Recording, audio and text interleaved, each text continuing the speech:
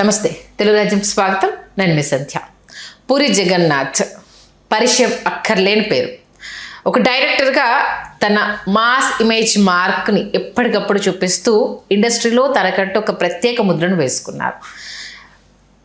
Ustaad Shankar flop తరువాత పూరి జగన్నాథ్ గారికి ఏమైంది, ఏంటి అసలు ఈ రొట్టకొట్టుడు స్టోరీలను నమ్ముకున్నారు ఏంటి అనే అపవాదును కూడా మూటగట్టుకున్నారు. ఈసారి గట్టిగానే కంబ్యాక్ ఇస్తాను అంటూ విజయ్ సేతుపతి గారితో ఒక ప్రయోగం చేస్తున్నానని చెప్పారు. సినిమా కంప్లీట్ అయ్యి 4 నెలలు అయిపోయింది. గతంలో వచ్చిన ఫ్లాప్స్ వల్ల ఆయన సినిమాను కొనడానికి ఎవరు ముందుకు రావట్లేదా, అలాగే ఓటీటీ సంస్థకు సంబంధించి కూడా రేటు తగ్గట్లేదు అన్న న్యూస్ స్ప్రెడ్ అవుతుంది. పూరి గారి బ్యాడ్ టైం ఇంకా కంప్లీట్ అవ్వలేదా, ఎందుకు ఆలస్యం జరుగుతుంది తెలుసుకునే ప్రయత్నం చేద్దాం. చరిత్రకారులు, సినీ రాజకీయ విశ్లేషకులు చిల్లగడ్డ శ్రీకాంత్ గారు మనతో ఉన్నారు. ఆయన మాటల్లో. శ్రీకాంత్ గారు నమస్తే అండి. నమస్తే సంధ్య గారు. ఏంటి సినిమా కంప్లీట్ అయిపోయింది, స్లమ్ డాగ్ సంబంధించి 4 నెలలు అయిపోయింది. చాలా ఇంట్రెస్టింగ్గా ఉంటుంది. ఈసారి 100% ఎఫర్ట్ పెట్టి తీశాను, అసలు నా ఫ్యాన్స్ని నిరుత్సాహపరచను అనేసి అన్నారు. బట్ సినిమా ఇంకా రావట్లేదు అని ఫ్యాన్స్ చాలా నిరుత్సాహపడిపోతున్నారు. ఈ పూరి గారి బ్యాడ్ టైం ఇంకా కంప్లీట్ అవ్వలేదా?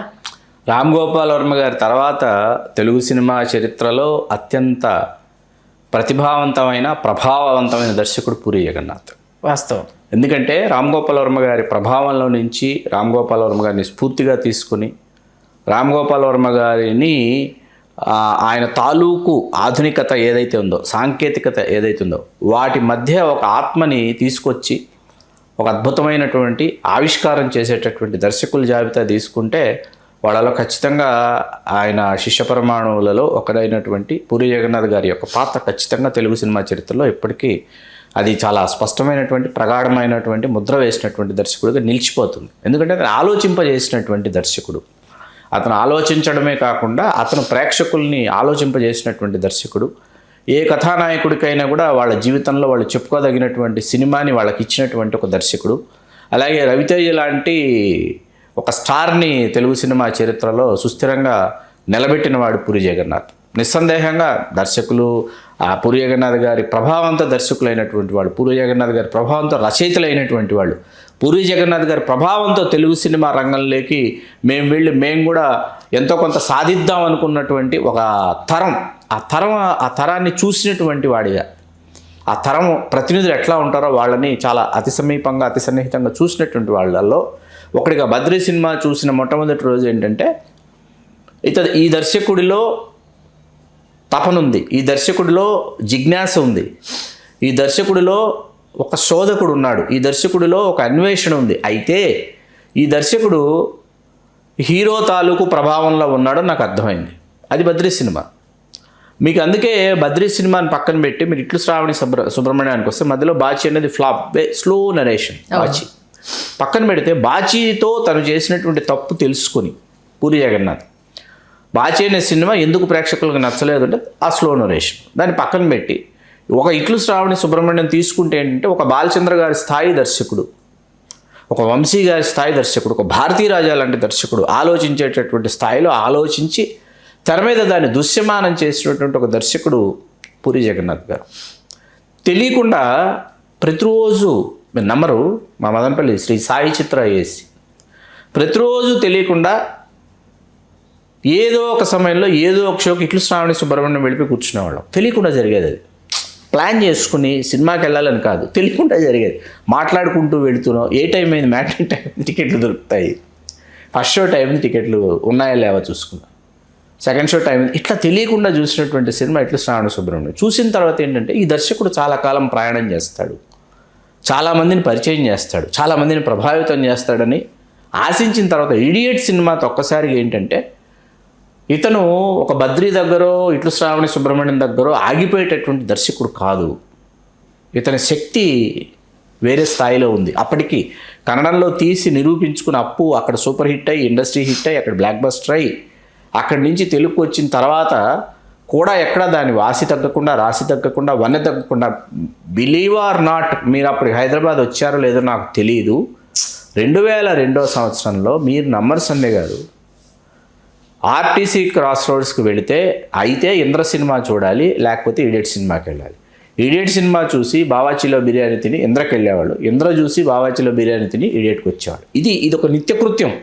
మాకు ఆదివారం అయితే ఏంటంటే ఏ సినిమాకి వెళ్తున్నాం, ఇంద్రకి వెళ్తామా ఇడియట్కి వెళ్తాం. Indra must and should. Indra ఆదివారం ఏదో ఒక షో వెళ్ళి చూసి అయిపోయిన తర్వాత ఏంటంటే ఆప్షన్ ఒక బిర్యానీ తిని ఇరానీ ఛాయ్ తాగి ఇడియట్కి వెళ్ళి కూర్చునేవాళ్ళు. ఇది ఒక సోషల్ హ్యాబిట్ లాగా సినిమా చూడటం అనేది ఆ సినిమా పిచ్చి ఉన్న వాళ్ళకి ఒక సోషల్ హ్యాబిట్. సాంఘికాచారం అంటారే, సాంఘికాచారం అనే పదం సోషల్ హ్యాబిట్ అనే మాట ఎందుకు వాడానంటే, ఒక మెగాస్టార్ చిరంజీవి గారు ఆయన సినిమా కుటుంబ సభ్యులందరూ థియేటర్లకి తరలొచ్చి ఫ్యామిలీ మెంబర్స్ అందరూ అదేదో సెలబ్రేషన్ లాగా చిరంజీవి గారి సినిమా చూడటానికి తరలొచ్చారే, అలా చిరంజీవి గారి సినిమాకి వచ్చేటటువంటి ఈ ప్రేక్షకులు, కుటుంబాలు, అభిమానులు ఉన్నారు. అలా పూరి జగన్నాథ్ గారి సినిమాలకి అభిమానులు, సినిమా ప్రేక్షకులు, సినిమా ప్రియులు పోటెత్తినటువంటి ఒక సమయం అది ఇడియట్. ఆ సమయంలో ఏంటంటే ఇడియట్ తర్వాత అమ్మా నాన్న తమిళమ్మాయి. అసలు ఇతని శక్తిని కొలవడానికి దర్శకుడి యొక్క శక్తిని, ఇతను సంభాషణ రచయిత, స్క్రీన్ ప్లే రచయిత, దర్శకుడా, ఇతనిలో ఎంతమంది ఉన్నారు. అప్పటికి ఏంటంటే మన కమర్షియల్ డైరెక్టర్ అంటే కె రాఘవేంద్రరావు గారు, కోదండరామిరెడ్డి గారు, రవిరాజ పినిశెట్టి గారు, బి గోపాల్ గారు, వీళ్ళు ఏంటంటే these 4 commercial directors are not story writers, for your kind information. And also these 4 commercial directors are not dialogue writers. వీళ్ళకి ఏం కావాలో తెలుసు, సంభాషణల రచయితో, స్క్రీన్ ప్లే రచయితో రాసిన దానిని తెర మీదకి ఏ స్థాయిలో తీసుకురావాలో తెలిసినటువంటి దర్శకులు వీళ్ళు. పూరి జగన్నాథ్ గారు అది కాదు. ఒక దాసనారాయణరావు గారి లాగా కథ ఆయన రాసుకోగలడు, మాటలు ఆయన రాసుకోగలడు, స్క్రీన్ ప్లే ఆయన రాసుకోగలడు, మధ్యలో అవసరమైతే పాత్రల్ని సృష్టించగలడు, పాత్రల్ని చంపేయగలడు, పాత్రల్ని మార్చగలడు, పాత్రధారుల్ని మార్చగలడు. అటువంటి ఒక దర్శకుడు పూరి జగన్నాథ్. మీకు చిరుత సినిమాకి సంబంధించి ఆ మధ్యలో మళ్ళీ చాలా సినిమాలు ఉన్నాయి మనకి. చిరుత సినిమాకి సంబంధించి ఎవరో పూరి జగన్నాథ్ గారిని ఒక ప్రశ్న వేశారు. అది తర్వాత ఎప్పుడో చూశాను నేను. చూసిన తర్వాత చిరుత సినిమా ముందు రోజు ప్రీమియర్, అసలు ప్రపంచ సినిమా చరిత్రలో ఏ సినిమా కథానాయకుడి రంగప్రవేశానికి ఆ తొలి పరిచయ చిత్ర సినిమా ప్రదర్శన ఉంటుంది, అది ప్రపంచ సినిమా చరిత్రలో రామ్ చరణ్ సినిమా చిరుతకు జరిగినట్టు ఎవరికీ జరగల. ఓకే. ప్రసాద్ మల్టీప్లెక్స్లో ఐమాక్స్ స్క్రీన్ కావచ్చు, తతిమ్మ 5 స్క్రీన్లు కావచ్చు. 2007లో పరిస్థితి ఏంటంటే రాత్రి 9:30కి షో, 6 స్క్రీన్లు, entire filmy celebrities with families, entire filmy celebrities. ఎవరు లేరు చెప్పడం కష్టం. వెంకట్రావు గారు, అంజనాదేవి గారు మొదలుకొని మొత్తం తెలుగు సినిమా పరిశ్రమ, తెలుగు సినిమా ప్రపంచం అంతా అక్కడే ఉంది. Cake cutting, models.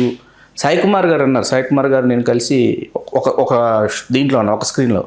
నాకు తెలిసి నేను మద్రాసు నుంచి వచ్చాను కదా శ్రీకాంత్, నాకు తెలిసి అంత క్రితం ఎవరికి ఇలా జరగలేదు, ఆ తర్వాత ఎవరికి ఇలా జరగదన్నారు. That credit goes to Puri Jagannath also. ఖచ్చితంగా that credit goes to Puri Jagannath also. Why? Because నేను ఇందాక చెప్పిన దానికి కొనసాగింపు చెప్తాను. మీకు సినిమా చూసిన తర్వాత ఆ రోజు నైట్ చూశాను, మార్నింగ్ మెయిన్ థియేటర్లో చూశాను మార్నింగ్ షో. మధ్యాహ్నం నుంచి రివ్యూ ఇవ్వాలి, మధ్యాహ్నం నుంచి టైం చిరంజీవి గారు ఇచ్చారు, చిరంజీవి గారు, రామ్ చరణ్ గారు టైం ఇచ్చారు. వాళ్ళకి రాత్రి తాలూకు, ఉదయం తాలూకు కంప్లీట్ రివ్యూ ఇవ్వాలి. రివ్యూ ఇస్తున్న సమయంలో మళ్ళీ ఈవినింగ్ వెళ్ళి మళ్ళీ అమీర్పేటలో చూద్దాం సత్యంలో మళ్ళీ వచ్చి చూసిన తర్వాత ఎవరో ఆ తర్వాత పూరి జగన్నాథ్ గారిని ప్రశ్న వేశారు. ఆ ప్రశ్నకు ఆయన సమాధానం చెప్పేలోపు నా దగ్గర ఒక సమాధానం ఉంది. అదేంటంటే, మీరు ఇంకా ఏదో చేయించి ఉండాలండి, మీరు ఇంకా ఏదో చెప్పు ఉండాలండి, రామ్ చరణ్ గారు మీరు ఇంకా ఏదో అంటే, నాకు ఎంత చూపించాలో, ఎంత చెప్పాలో, ఏం చేయాలో అతనికి సంబంధించి ఈ సినిమాకి అంతే చెప్పాను. చిరంజీవి గారు డాన్స్ బాగా చేస్తారు, చిరంజీవి గారు ఫైట్లు బాగా చేస్తారు, చిరంజీవి గారు డైలాగులు బాగా చెప్తారు, చిరంజీవి గారి కళ్ళు చాలా బాగుంటాయి, చిరంజీవి గారి స్క్రీన్ ప్రెజెన్స్ చాలా బాగుంటుంది. అవన్నీ ఉన్నాయా లేదనే వస్తాడు లోపలికి ఆడియన్స్. అంతే కదా. అక్కడ నేను అతన్ని పాస్ చేశానా, డిస్టింక్షన్లో కూర్చోబెట్టాను, నాకు తెలుసు అన్నాడు పూరి జగన్నాథ్. వారసుడుగా ఎంట్రీ కాబట్టి ఖచ్చితంగా కంపారిజన్ గ్యారంటీగా అంతే. దాన్ని బ్యాలెన్స్ చేయడం యాజ్ ఎ డైరెక్టర్ అంత ఈజీ కాదు. మీరు ఇప్పటికీ అండి పైసా వసూలు సినిమా చూస్తే సంబంధం లేని ఒక బాలకృష్ణ గారిని చూడొచ్చు మీరు. అస్సలు క్వైట్ కాంట్రాస్ట్, సంబంధం లేని అప్పటి వరకు వచ్చిన బాలకృష్ణ సినిమాలను ఒకెత్తు అయితే పైసా వసూల్లో ఒక ఎత్తు. మీకు పుష్పాలు, అల్లు అర్జున్ ఎంత మనకు సరికొత్త అల్లు అర్జున్, పైసా వసూల్లో బాలకృష్ణ గారు అంత సరికొత్తగా ఉంటారు. మీకు అస్సలు నాకు చిరంజీవి గారి మీద వాటి కంప్లైంట్ ఏంటంటే, సార్ వెంటనే పూరి జగన్నాథ్ గారికి ఒక సినిమా మధ్యలో మీరు ఇచ్చుంటే, మీకు అర్థమైందా, బోళా శంకర్లు, ఆచార్యాలు ఇలాంటి కళాఖండాలన్నీ డిఫరెంట్ గా కనిపించావు. వేరే ఒక కొత్త చిరంజీవి గారిని చూపించేవారు. నాకు నచ్చని పూరి జగన్నాథ్ గారి సినిమా ఇద్దరు అమ్మాయిలతో. నాకు ఎంత కోపం వచ్చిందంటే ఆ సినిమా చూసిన తర్వాత, ఒక లోడెడ్ ఉన్నటువంటి వెపన్ అల్లు అర్జున్ అంటే, ఆ లోడెడ్ వెపన్ దొరికినప్పుడు ఏంటంటే మీరు ఏం చేయాలి, అల్లు అర్జున్ మీద ఇద్దరు అమ్మాయిలతో ఒక సాఫ్ట్ టైటిల్ పెట్టి ఒక రొమాంటిక్ లవ్ స్టోరీ అంటే కష్టం, అది పాస్ అవ్వటం. మీకు అర్థమైందా? ఎందుకు చేశారు ఈయన? ఆలోచనల్లో ఈయన శక్తి తగ్గిపోతుందా, ధార తగ్గిపోతుందా, లేకపోతే హీరోల యొక్క ప్రభావానికి ఈయన లోనవుతున్నాడు? అలాగే కెమెరామెన్తో రాంబాబు అదొకటి రొట్టకొట్టుడు అది. అది కూడా కెమెరామెన్ గంగాధర్తో రాంబాబు ఈజ్ ఆల్సో అసలు నేనింత అనేది ఒక క్లాసిక్, అస్సలు అల్టిమేట్. తెలుగు సినిమా చరిత్రలో పోకిరి అనేది పోకిరికి ముందు పోకిరికి తర్వాత నిర్వచించుకునే స్థాయిలో పోకిరి పెర్ఫామ్ చేసింది. మహేష్ బాబు గారి పెర్ఫార్మెన్స్ కావచ్చు, కమర్షియల్గా ఏ భాషలో పోకిరి హిట్గా చెప్పండి. తమిళంలో హిట్ కాలేదా, కన్నడంలో హిట్ కాలేదా, మా ఏంటి హిందీలో హిట్ కాలేదు, ఎక్కడికి వెళ్ళినా బ్లాక్ బస్టర్ పోకిరి. ఎవరు ఊహించారు పోకిరి లాంటి ఒక బ్లాక్ బస్టర్ ఆల్ లాంగ్వేజెస్ వెళ్ళి అన్ని వర్గాల ప్రేక్షకుల్ని, అన్ని ప్రాంతాల ప్రేక్షకుల్ని ఆకట్టుకున్న ఒక సినిమా ఆయనే చేశాడు. మరి అటువంటి పూరి జగన్నాథ్ గారు ఇవాళ మీరు వేసినటువంటి ప్రశ్న ఏంటి, 4 నెలలు పూర్తయినాయి, సినిమా కంప్లీట్ అయిపోయింది, కంప్లీట్ అయిపోయి 4 నెలలు అవుతుంది. ఖచ్చితంగా సినిమా సూపర్ డూపర్ హిట్ అవుతుందని మనస్ఫూర్తిగా నేను విశ్వసిస్తున్నా. ఎందుకంటే ఈ అండర్ డాగ్కి సంబంధించినటువంటి ఇది ఆ పెయిన్ ఏదైతే ఉంటుందో, అది ఆ పెయిన్ తాలూకు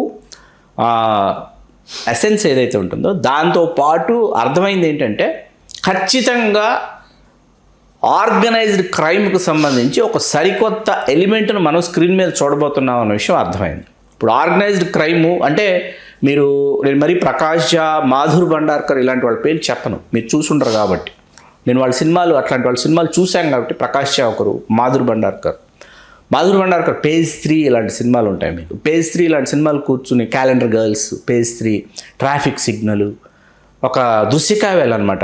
అవన్నీ కూర్చుని చూస్తుంటే ఏమనిపిస్తుందంటే, ఇవి కదా మానవ జీవితాలు, ఇవి కదా జీవితంలోని పాత్రలు. వాటిని ఒక కమర్షియల్ క్యాన్వాస్లోకి తీసుకొస్తాడు మాధుర్ భండార్కర్. వీటిని, ఈ ఎలిమెంట్స్ని ఒక కమర్షియల్ క్యాన్వాస్లోకి తీసుకొస్తాడు. తీసుకొచ్చేటప్పటికి మనల్ని వెంటాడుతుంటాయి. ఎంత వెంటాడుతాయంటే, ఇంటికి వెళ్ళినా కూడా మనం ట్రాఫిక్ సిగ్నల్ అనే సినిమా, ట్రాఫిక్ సిగ్నల్ దగ్గర ఎక్కడైనా ఆగితే, ఓ ఇవే కదా, ఈ పాత్రదారులే కదా ఆ సినిమాలు అతను తెర మీదకి తీసుకొచ్చింది. పేజ్ 3 కల్చర్లో ఉన్నటువంటి ఫ్యామిలీస్, క్యాలెండర్ గర్ల్స్, ఓకే, ఇవన్నీ తీసుకుని ఈ కైండ్ ఆఫ్ ఎసెన్స్ ఈ సినిమాలో ఉంది. ఎందుకని మరి డిస్ట్రిబ్యూటర్స్ అడుగు వేయడానికైనా, ప్రొడ్యూస్ చేయడానికైనా రావట్లేదు అని అంటే? రావట్లేదంటే ప్రీవియస్ సినిమా ఎంత పెర్ఫామ్ చేసింది, ఏం చేసింది, దాని తాలూకు ఈ లెక్కలు వేరు, ఆ లెక్క. విజయ్ సేతుపతి వచ్చేటప్పటికి మీకు డైనమిక్స్ మారిపోతాయి. ఇప్పుడు రాము పొటెన్షియాలిటీను విజయ్ సేతుపతి గారి పొటెన్షియాలిటీ ఒకటి కాదు. రాము మనం దాటేస్తే ఆంధ్రప్రదేశ్, దాటేసి తెలంగాణలో కూడా సరిగ్గా చూడమంటే చూడని పరిస్థితి వేళ రామ్కి వచ్చేసింది. విజయ్ సేతుపతి గారిది అలా కాదు, ఆయన కొత్తగా పరిచయం చేసిన పని లేదు, కాకపోతే రావాలి. అక్కడెక్కడో తడబడ్డారు అనిపిస్తుంది, ఆ మార్కెటింగ్ స్ట్రాటజీలోనో టెక్నిక్లోనో ఎక్కడో తడబడ్డారు అనిపిస్తుంది. డెఫినెట్లీ అండి, సినిమా అయితే కనీ వినర్గన్ సూపర్ హిట్ అవుతుంది, అవ్వాలి కూడా సార్, అవ్వాలి మనస్ఫూర్తిగా, నిజంగా. ఎందుకంటే అలాంటి దమ్మున్న డైరెక్టరు వెనుకబడిపోతే ఆయన చూసి వచ్చిన వాళ్ళు చాలామందికి నిరాశ కలిగే అవకాశం ఉంటుంది. కమింగ్ జనరేషన్ కూడా ఒక మాస్ హీరో డైరెక్టర్ ఈయన జనం పల్స్ పట్టుకోగలుగుతాడు. అతి తక్కువ టైంలో సినిమాలు తీయగలిగిన డైరెక్టర్. అవును, అది ఆరోగ్యకరమైన పరిణామం. మీకు కేఎస్ రామారావు గారి గురించి మీకు తెలుసు. కేఎస్ రామారావు గారి ఆఫీస్కి నేను వెళ్తే ముందు వెళ్ళినప్పుడు చిరంజీవి గారి ఫోటో, ఇళరాజా గారి ఫోటో, ఎండమూరి వీరేంద్రనాథ్ గారి ఫోటో, ఇలా ఫొటోస్ ఉంటాయి. వీళ్ళు 3 ఫోటోలు ఉంటాయి. కేఎస్ రామారావు గారి ఆఫీస్కి వెళ్తే తర్వాత చెప్తా. ఇప్పుడు తర్వాత ఆయన ఒక సినిమా తీసిన తర్వాత చిరంజీవి గారి ఫోటో, కోదండరామిరెడ్డి గారి ఫోటో, ఎండమూరి వీరేంద్రనాథ్ గారి ఫోటో, పక్కన పూరి జగన్నాథ్ గారి ఫోటో ఉంది. సార్ ఏంటి సార్ పూరి జగన్నాథ్ గారు? శ్రీకాంత్ చెప్పిన టైంకి చెప్పినట్టు బుజ్జిగాడి సినిమా తీయటం వల్ల చాలా సంవత్సరాల తర్వాత నేను సినిమాలో డబ్బులు చూశాను అయ్యా, ఓకే, అందుకని ఆ ఫోటో అక్కడే ఉంటుంది అన్నాడు. That is Puri Jagannadh. And also and Rajamouli గారి వస్తా అండ్ ఆల్సో అది ఓకే, విజేంద్ర ప్రసాద్ గారు ఓకే, మీరు చెప్పిన స్క్రీన్ సేవర్గా ఆయన ఫోటో పెట్టుకోవడం పూరి జగన్నాథ్ ఇట్స్ అవి okay. And also Ashwini Dutt గారండి, ఏ దర్శకుడిని వాళ్ళ బావ కె రాఘవేంద్రరావు గారు తప్ప మిగతా వాళ్ళు ఎవరు అశ్విని దత్ గారి దృష్టిలో డైరెక్టర్సే కాదు నాకు తెలుసు. బావ రాఘవేంద్రరావు గారే డైరెక్టర్ ఆయనకి, అజయగా మెరిగిన సత్యం అది కదా, బావ పన్నీర్ అనమాట. మీకు అలాంటి అశ్విని దత్ గారు సినిమా చాలా బాగా తీస్తున్నాడు, చెప్పిన టైంకి కాపీ ఫస్ట్ కాపీ వచ్చేస్తుందని నాకు కాన్ఫిడెన్స్ వచ్చేసింది. అంత క్రితం ఎవరితోనూ నేను ఇంత కంఫర్టబుల్గా లేను ఏ డైరెక్టర్తో అని అశ్విని దత్ గారు చెప్పడం అనేది మామూలు విషయం కాదు. నేను ఆయన నోటి వెంట విన్న మాటలు మీకు చెప్తున్నాను. అశ్విని దత్ గారు లాంటి నిర్మాత పూరి జగన్నాథ్ గారి గురించి చిరుత పూర్తి చేసి టైం అంటే టైం, డేట్ అంటే డేట్, ఈ డేట్కి రిలీజ్ చేస్తున్నామంటే ఆ డేట్కి రిలీజ్ చేస్తున్నాం, ఈ డేట్కి ఫస్ట్ కాపీ ఇస్తున్నామంటే ఆ డేట్కి ఫస్ట్ కాపీ మీకు ఇస్తున్నాను అనేది అతను తనలో తాను ఎంత మదనపడి ఉంటాడు ఒక్కొక్క సన్నివేశం గురించి. మహేష్ బాబు గారికి అర్థం అవ్వలేదంట పోకిరి టైమింగ్లో, ఏంటి ప్రతి షాట్ ఓకే అంటున్నాడు, టేక్ వన్ ఓకే ఏంటి కట్ చెప్పడు, వన్ మోర్ అడగడు.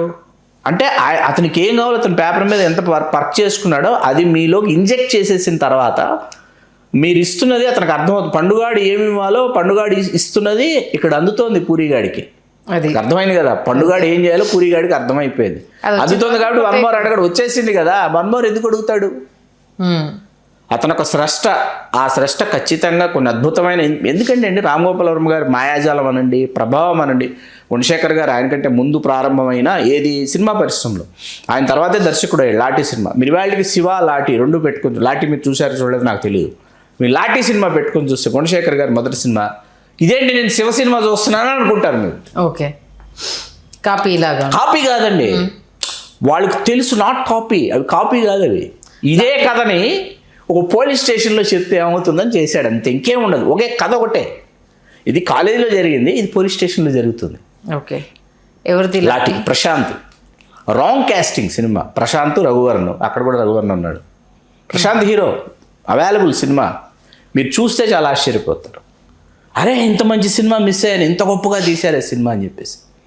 రామ్ గోపాల్ వర్మ గారు, గుణశేఖర్ గారు, కృష్ణవంశీ గారు, పూరి జగన్నాథ్ గారు, వీళ్ళందరూ ఏంటంటే స్రష్టలు, తెలుగు సినిమా దిశని మార్చినటువంటి దర్శకులు వీళ్ళు. హలో, తెలుగు రాజ్యం ఛానల్ చూస్తున్నారా? సామాజిక రాజకీయ జీవన చిత్రణే తెలుగు రాజ్యం. అతిశయోక్తులు అసత్యాలు ఉండవు.